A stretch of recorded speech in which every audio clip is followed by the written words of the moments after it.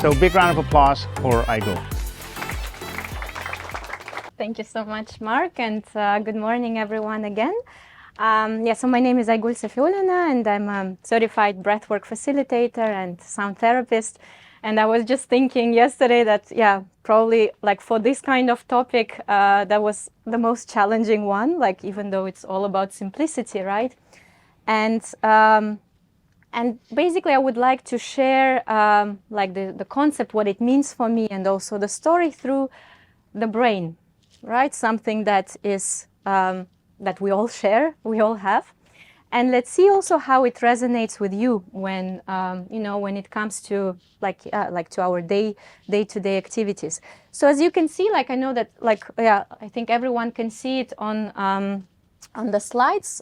We have our brain. So this is the concept which is the hand model of the brain. It was developed by Dr. Dan Siegel, one of the world-renowned neuroscientists.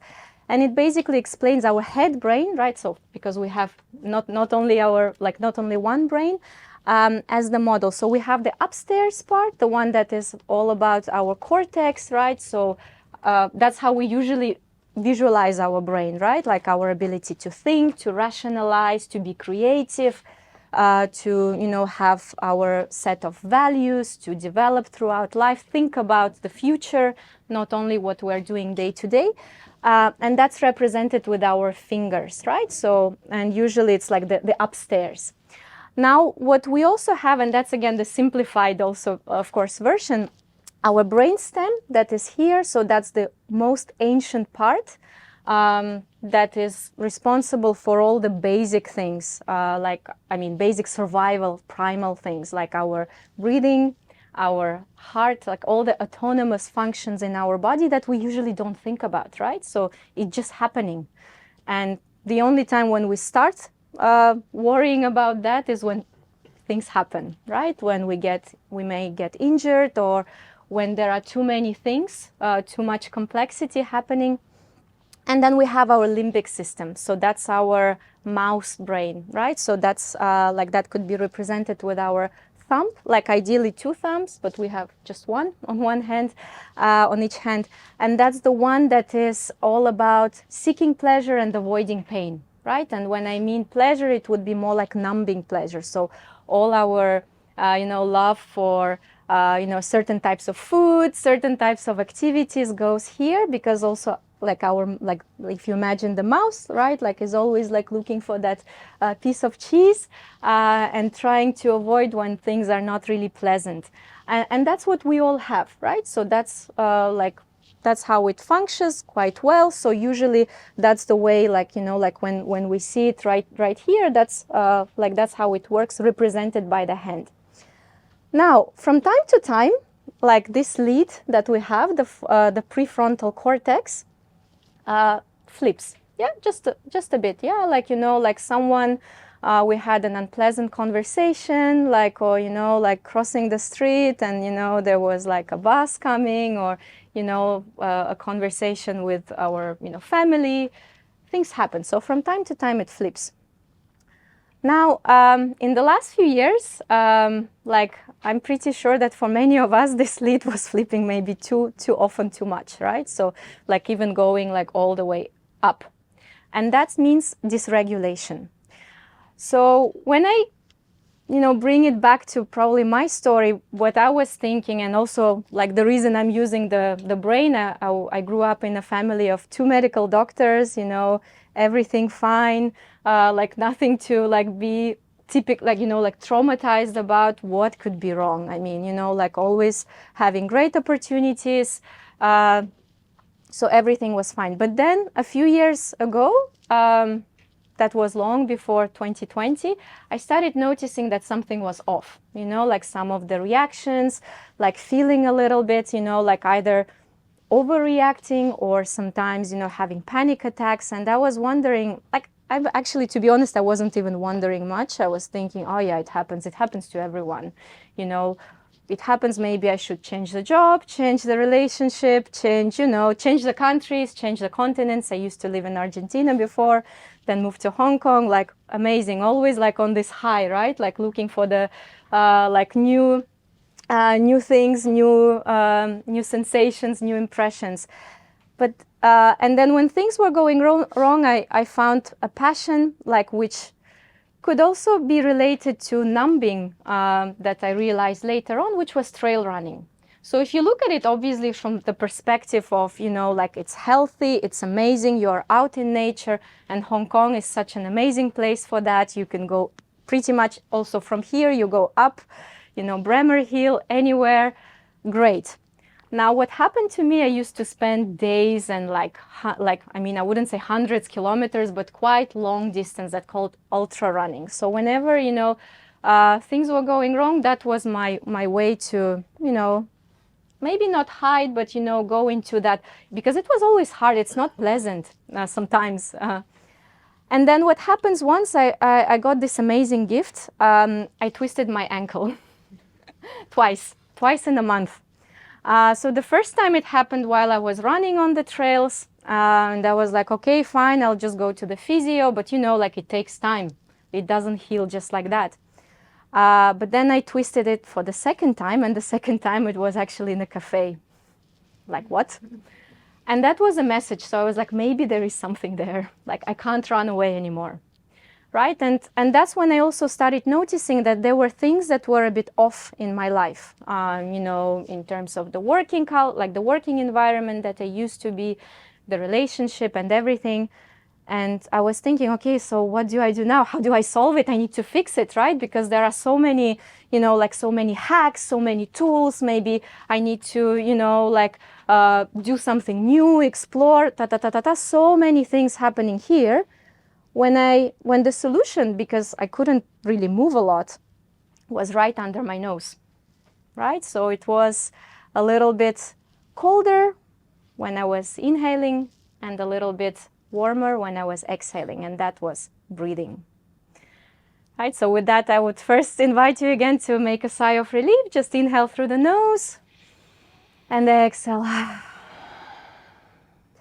So our breathing is that amazing tool, like the unique skill, if we want to call it a skill, that we all have.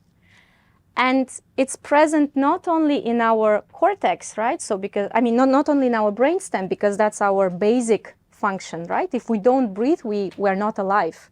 So try not to breathe. I know that some people are very pro, can stay for 5 minutes, maybe more, like free divers. If any of you are a free diver, of course, that's amazing. But I'm not sure if you could stay without breathing for like an hour, right?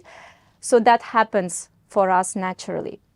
Now, we have this unique ability to also influence our breathing patterns, change them. And that's in our neocortex, right? So that's our thinking brain, our ape brain. So the one that also got developed so much in the last few centuries. That's what makes us different also from other animals. And so when things happen, right, the famous fight or flight mode, the tigers, so if like thousands of years ago, those tigers would happen to come like once in a month, and stay outside our caves, we would know I either run away or I pretend I'm frozen or I go and fight it. Now these tigers are everywhere, right? So these tigers could be, social media that could trigger us. It could be a call from the boss, like just emails, like when we check our, even emails, I'm not even talking about social media, that also causes us a change in our breathing patterns. We technically stop breathing. So that's called screen apnea. And we don't even realize that because how do we know? But our physiology knows that, right? Our body will not lie. And so with breathing, we can actually change these patterns. So we can also even predict that we may have a panic attack 2 hours before it can happen. And that's when we start looking at how and observing our breath, like observing, and try to even do it now. Observe the speed of your breath. Is it fast or is it slow? The depth. Observe where it's happening in your body. Is it your upper body or is it your middle? So most of the time, like for all of us, like high achievers living in the potluck of type A people here in Hong Kong, we tend to, be always on the go. we go faster. We don't even have time to exhale, right? Because we need all that energy to achieve and go further, and our breathing also goes up. And then especially if you look at women, because of some extra, like, you know, pressures that women have, like in terms of the body image, that also goes up. So when I explored breathing, I noticed that like there was actually a lot of clutter, and the main clutter was here in my head. So I invite you now to do a breathing technique that it comes from Sufi breathing. Sufism is a philosophical stream of Islam, and you've probably seen those spinning dancers, right? So actually the goal of this practice of this dance is to purify, and breathing essentially is about detox and purification. So there is this technique, it's called emptying your garbage bin. So, so you can imagine that the garbage bin in this case would be our head. So you can do it, or like if you feel that, you know, so it will be an active technique. So we will do 3 rounds. For the first round, we will use our mouth. So it will be double inhale and 1 exhale. Then we will use our nose for the inhales, 2 inhales, and exhale through the mouth. And then we will do the same with our nose only. So I will be guiding so you don't have to think much about the technique. So the first one, we will only use our mouth. So just again, be aware that you may feel a bit lightheaded, right? Breathwork master Wim Hof from the Netherlands, he said you can go high on your own supply. That's actually true to this particular technique. So we will be. So you can also use your hands just to, you know, to visualize if there is any, you know, like anything you would like to remove from your head. Because what happens if over time we have too much clutter, like it either explodes, right? Like that's when we also get angry, say regrettable things, or we just suppress, so it starts stinking, right? And we get sick, right? So we don't want to be there. We want to be when we want to simplify. So you can place your hands here, just next to your ears. So when you inhale, incline slightly backwards, right? So it's twice, and then forward, in, out. So we'll do it for 10 times, and then we'll take a break. Okay, so get ready. Take all the air out of your lungs first, and let's go.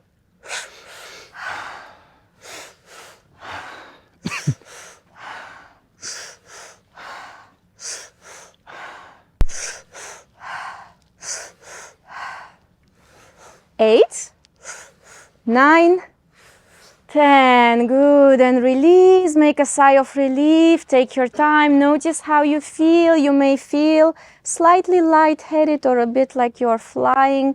So the reason for that is that, of course, there is a bit of a disbalance between our, like the oxygen coming in and the carbon dioxide coming out. So just take your time. Notice if there are any thoughts, maybe no thoughts, then it's amazing, because sometimes we have too many of them. We think about the past, like our plans for the day, plans for the weekend, what they said, what I should say.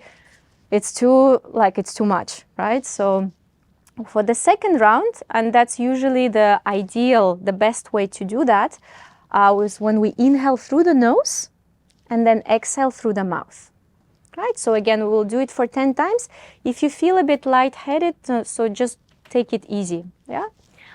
And go for a bit less. So again, take all the air out of your lungs, and let's go.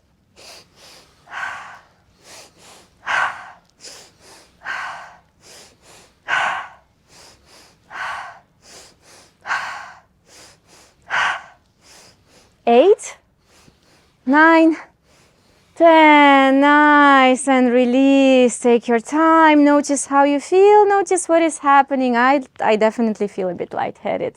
So it really doesn't matter how many times you do it, how often you practice. Sometimes it just, you know, what we need. So this technique is also famous as physiological sigh or sigh of relief, and it's been you know, praised by another famous neuroscientist, Dr. Andrew Huberman. and he has the whole podcast about it. But basically what happens is that we have like this, thousands or millions of alveoli in our lungs, so these air packs. And what happens is that over time, because of our breathing patterns, like some dysfunctional breathing patterns, they just, like go down. And what we are doing now, we are bringing back that oxygen, so that's why you feel a bit also lightheaded. So imagine if you are from one of these Nordic countries, like the branches of the tree in winter, when there is too much snow, they go down, right? And then when we shake them, they go back up. So that's what we are doing with this technique to our lungs. And that's also what you do unconsciously at one of the stages during your sleep. Okay? Okay.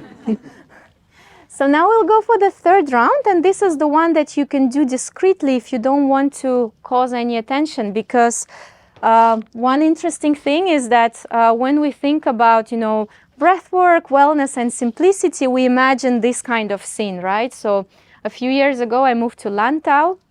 And so a lot of people think that I spend every day just sitting like that, doing my, my practice, amazing. But in fact, it looks more like that, right? So there is still this busy life. There are still, tigers, they just have a different way, different forms. And again, the idea is that we're not, quitting these busy lifestyles. We're not moving to the caves. I mean, we can, but we don't have to. But this is something that we can do anytime. So let's go now for the third round, and we will be using our nose. And this time we're not moving, because imagine that you are sitting now in the MTR or in the taxi, or you are just about to have an important meeting, an important conversation. So let's do it. So again, inhale, inhale, exhale, but just through the nose. So again, get ready, take all the air out of your lungs. And let's go.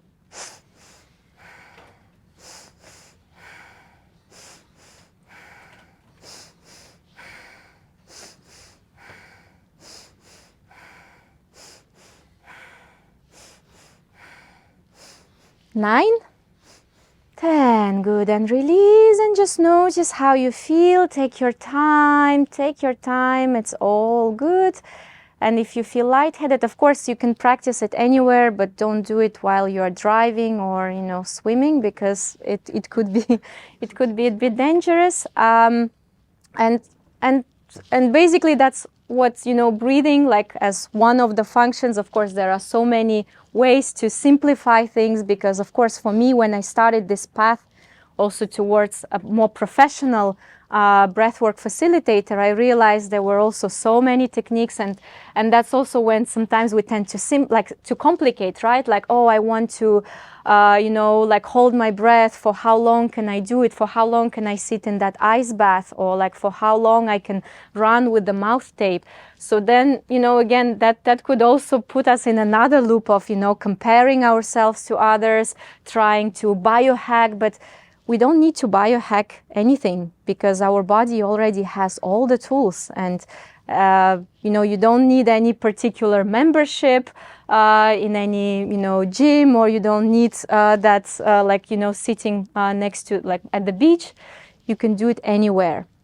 And just to finalize, I know we've done like these very active techniques, right? But it's not only about that. And I can see some people yawning. That's a good sign. That also means that your nervous system is getting regulated. It is getting into that parasympathetic state, which we are designed to be in for at least 80% of the time, right? So like, if we look at our ancestors, they also had those stressful moments, and we need them in life, because otherwise we're not living.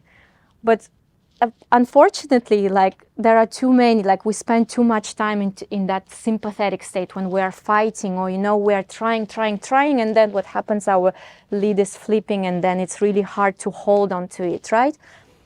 So we'll just do it for like about 5 reps, and that's something that you can also take away and do anytime. It's called tactical breathing. I learned it from my teacher, Dr. Belisa Vranic.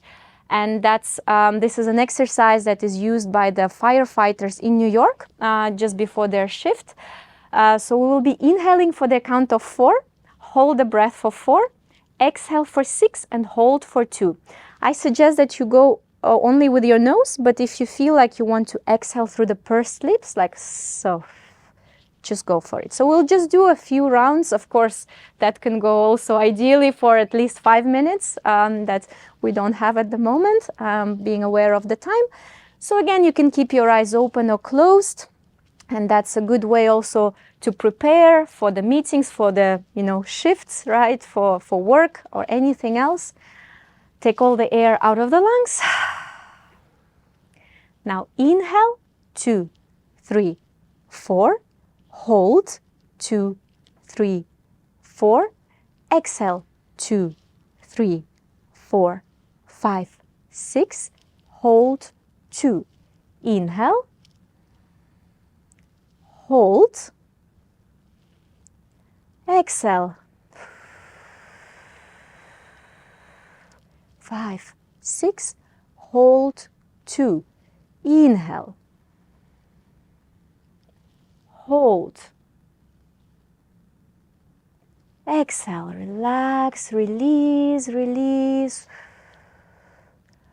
Hold, 2. Inhale, couple more rounds.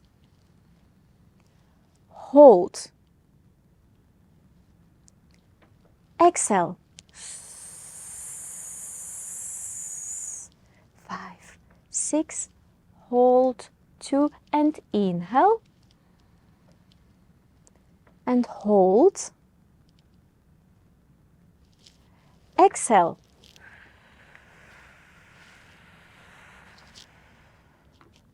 And hold, 2, good, and release, and take your time. Just notice how it feels. Remember any thoughts you had before entering this room, this space. Take your time. So what happened here also, of course, it was an extremely short demo, but when we exhale slower, that's also when we hack, right? If you want to call it hacking the system, but we basically put every function in our body into that state of peace, right? So we send that signal to our brain that everything is fine. There is no need to worry about anything. Like even if we have something very important, but that puts that into that state, we get clear, we see more, right? So from tunnel vision, we get into a more, like a more spectrum, we can see more. And that's also brings us peace and simplicity that we all really need so much in this world where everything is, fast and even faster, where we have so many expectations. But the most important thing is how we feel here, and what are the tools that we always have. So thank you so much for breathing together. I hope you can also take some of these techniques to your daily life. You can practice them, pretty much almost every time, except for the garbage bin. And I wish you to have a wonderful day. Thank you. Thank you so much. I feel so good. How are we feeling? Pretty mellow, right? Do you have any questions for Aigul now that she's here? This is the moment to ask her. So I do individual, corporate, and group classes. So today, for example, I teach at Ikigai Studio. Then there is also PMQ, and I will start teaching at Hideout Muibo. So that's that beautiful place. Starting in November. Do you do similar training and practice for like sports teams and athletes? Yeah, that's actually how I started, because as a trail runner, from trail running, I wanted to be more efficient, and I didn't it was also too much to cover, but basically, when I run, I try to 90% of the time to breathe through my nose. So that's like another whole big topic, but yes, that's how it started. Yeah. Not specifically, but there, I had also kids, and also what is good with kids, for example, when parents also join, because it's also about regulated parents, right? Regulated in terms of the nervous system and emotional regulation, kids. But I think and interestingly enough, kids yeah, so that's another thing also about the kids. So if you have any toddlers, you know, like any kid below 5 years old, they actually don't even need that because they are breathing perfectly well, because that's how we are all meant to breathe. And what changes for them, like age of 5 and more, is, you know, going to school, right? So that's like when, instead of playing a lot, like as kids, like that's happened to all of us, you know, we started spending more time seated, like our breathing went up. But definitely, I think for kids, it's even better when, you know, they start earlier, because then, you know, they don't have to copy parents or copy teachers or any other significant adults too much. How do you integrate consistently in a busy daily life breathwork? Yeah, so that's a really good question, because, you know, like that's a picture of sitting on a nice terrace, you know, like that's the ideal world. But for example, when I commute, I use a ferry, like I live on Lantau, I do it on a ferry, like on my ferry commute. Or, you know, like I take, like if I have Zoom calls, for example, I always have this space in between, like it's like, you know, like when we have this back to back. So it's always good, for example, to block, and there is an option also for that, like this 5 minutes when you just take this time and do your practice. Like, for example, if it's breath work, then it's breath work.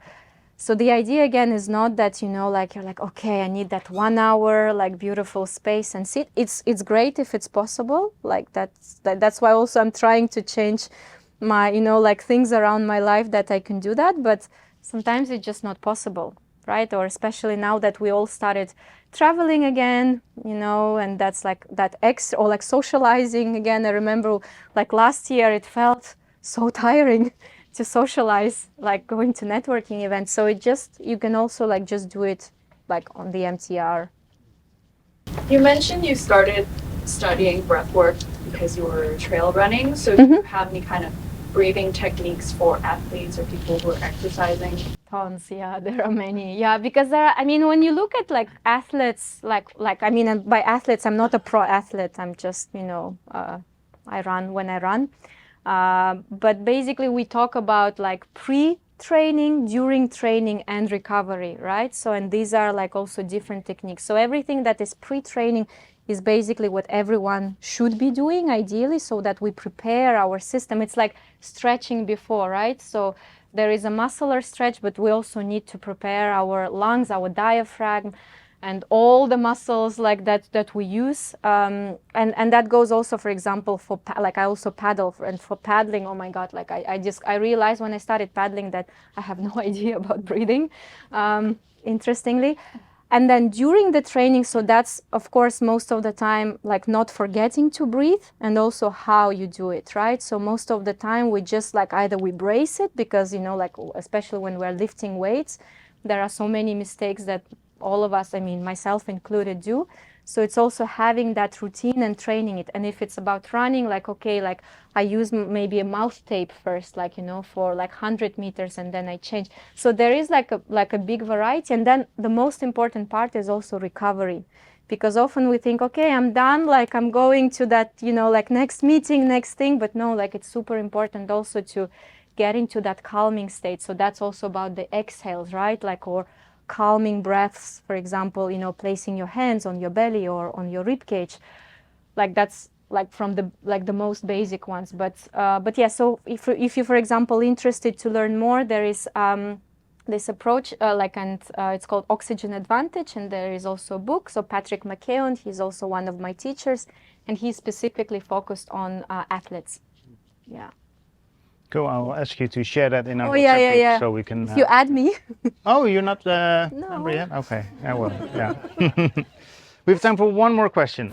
You mentioned earlier about being able to potentially predict if an anxiety attack is about to come on. Can you tell us a little bit about that, or for us to reference, maybe we can read more about? Absolutely, yeah, and this is super important. And normally it happens, for example, when you start. So that's why it's super important to be present and observe and actually face it, right? What is happening now in your body. So in your body, for example, our breathing patterns start changing. So our breathing gets more shallow, right? So we also breathe faster.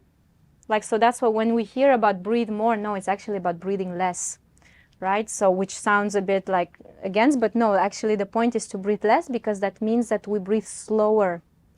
And when you start noticing that, of course, then it's with the heartbeat, because our cardiovascular system is right there when where we have our lungs and our diaphragm just here.